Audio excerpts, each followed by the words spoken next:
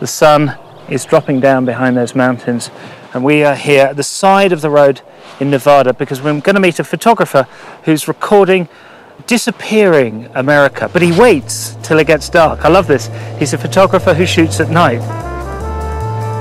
Troy Paiva is an artist based in the San Francisco Bay Area whose photographs use moonlight, starlight and flashlight to show us what the world looks like when we're sleeping. He's also cataloguing that beautiful and iconic roadside America that's in entropy. It's decaying.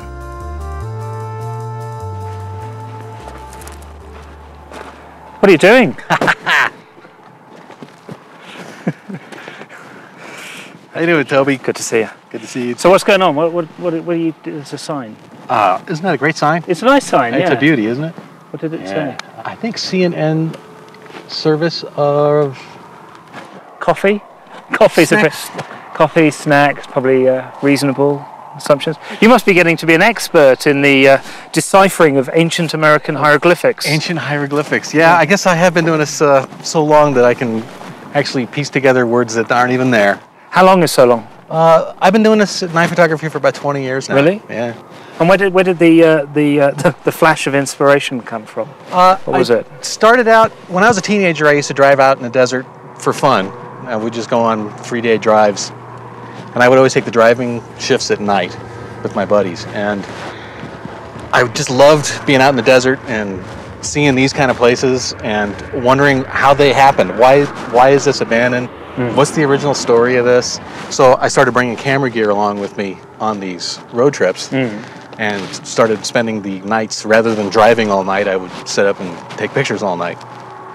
Just you on your own out in the middle of the desert, Oh, yeah. behind an abandoned building. Oh, yeah. You don't watch many horror films then? No, I don't believe in horror films. I don't think you could.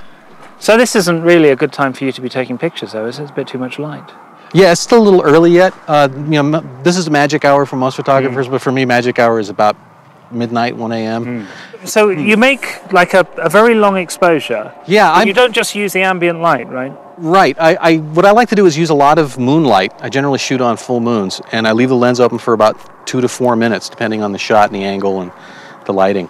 And then while the lens is open, I'll walk through the shot with a flashlight with colored gels over the end of the flashlight or with a strobe, and pop flashes in key areas of the image during the exposure. So you're painting the buildings, effectively. Painting with light. That's what a lot of people call it. Right. Yeah. Most photographers, they'll see the frame, they'll take it. It's quite an objective medium a lot of the time, but you're actually in there. It's a hands-on thing. There's a lot of involvement. I have to get in there and do the lighting.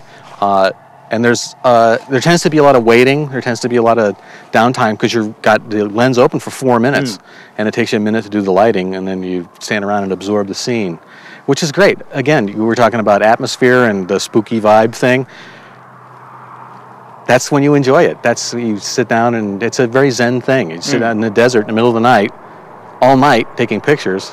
It puts you in a different headspace. So what are you saying with your work? I guess my work is about death. Oh. I guess, it's all about death. Everything is about the end. This is the end for this place. Right. But I don't think that's true. Highly unlikely. I disagree with you in terms of what you're saying about your work, because I think what you do is you take the abandoned and then you reanimate it. That's kind of what you do. I think you still put yourself back in there. But it's still a dead place. Is there something about the America that's past that they represent that you would like to resurrect? No. Really? No, I want this to be like this. I don't want somebody to buy this and fix it up and reopen it. I do not want that. I think it would be a tragedy if somebody took this sign down and repainted it.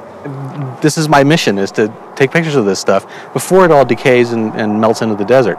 Because I can come by here in 2 years and this will be gone. This will be a vacant lot.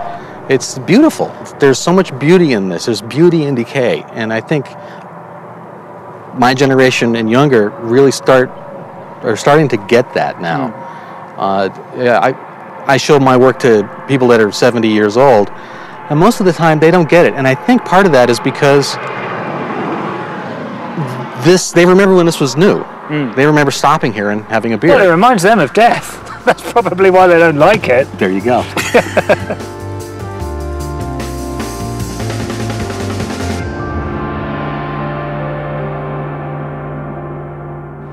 Can we have the headlights on, please? So I think we can, oh sorry about that. I think we can tell that Troy's going to take a great picture, but his exposures are a bit too long for us. We've got another 200 miles to go on the road tonight, so we're going to have to leave. Well, we'll leave you to it, Troy. Thanks very much. We've got to hit the road. Lights off.